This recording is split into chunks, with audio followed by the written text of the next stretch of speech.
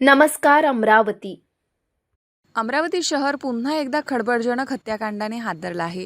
छेडछाडीचा जाब विचारण्यासाठी गेलेल्या 26 वर्षीय तरुणाची धारदार शस्त्राने भोसकून निर्गुण हत्या करण्यात आली आहे. या प्रकरणात पोलिसांनी 2 संशयितांना ताब्यात घेतलं असून इतर आरोपींचा शोध सध्या सुरू आहे. अमरावतीच्या जय सियाराम नगर परिसरामध्ये 26 वर्षीय प्रज्वल खरे याची निर्गुण हत्या करण्यात आली. 3 जूनच्या रात्री घडलेल्या या घटनेने संपूर्ण शहरात संतापाची लाट उसळली आहे.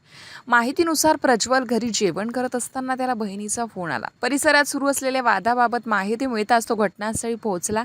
यावेळी संबंधित आरोपींना जाब विचारण्यात आला. मात्र या वादाचे रूपांतर हाणामारीत झाले आणि आरोपींनी प्रज्वलवर धारदार शस्त्राने हल्ला केला. दरम्यान फिर्यादीच्या मैत्रिणीचा फोटो इंस्टाग्रामवर व्हायरल केल्याच्या कारणावरून आरोपी आणि मृतकाच्या बहिणीमध्ये आधीपासून वाद सुरू असल्याची माहिती समोर आली आहे. त्याच वादातून हा रक्तरंजित प्रकार घडल्याचं पोलीस तपासामध्ये स्पष्ट होते आहे. या प्रकरणात एकूण 7 आरोपीचा समावेश असल्याची माहिती पोलिसांनी दिली आहे. गुन्हे शाखा आणि गाडगेनगर पोलिसांनी तात्काळ कारवाई करत 2 संशयितांना ताब्यात घेतला आहे.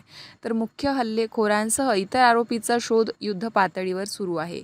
या प्रकरणात 7 आरोपीचा समावेश असून 2 जणांना ताब्यात घेण्यात आला आहे. इतर आरोपीचा शोध सुरू असल्याचे पोलीस उपायुक्त श्याम घुगे यांनी सांगितलं आहे.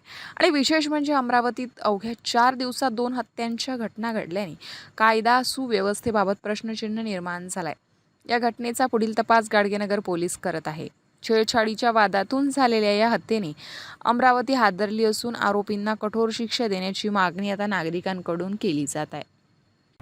गाडगेनगर पोलीस स्टेशनच्या आधी 619/2026 हा गुन्हा दाखल झालेला आहे. 3 तारखेला रात्री 10:30 वाजताच्या दरम्यान किरकोळ चर्चेतून वाद होऊन या वादामध्ये मुलीचे आणि मुलाचे चर्चा चालू असताना त्यात वाद झाले. त्यात एक प्रज्वल खरे नावाचा मुलगा त्या ठिकाणी फिर्यादीचा भाऊ त्या ठिकाणी बोलावण्यात आला. तो आल्यानंतर त्याला तिथे हजर असलेले जे आरोपी होते त्यांनी मारहाण केली आणि त्यातील एका आरोपींनी चाकू मारला. त्यामध्ये प्रज्वल खरे याचा मृत्यू झालेला आहे. एकूण 7 आरोपी त्यामध्ये आहेत.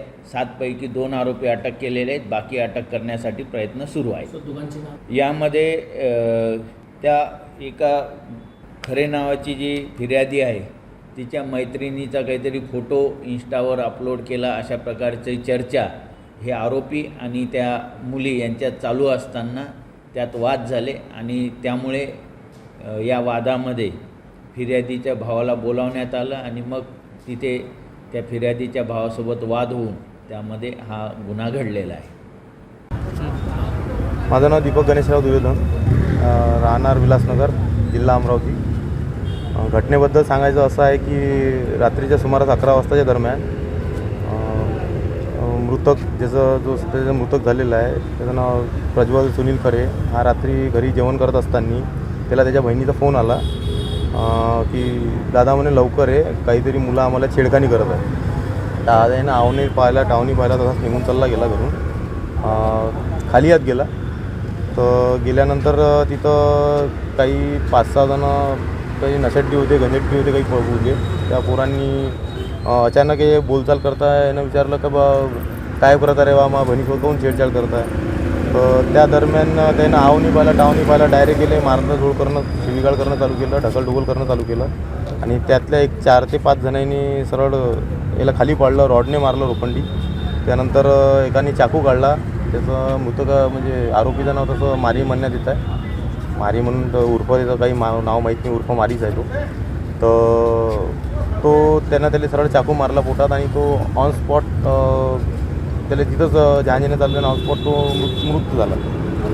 तर तसंच जशी आम्हाला माहिती मिळाली तसं आम्ही त्याला दवाखान्यात नेलं तर तिथं दवाखान्यावाल्याने त्याला मृत्यू घोषित केलं.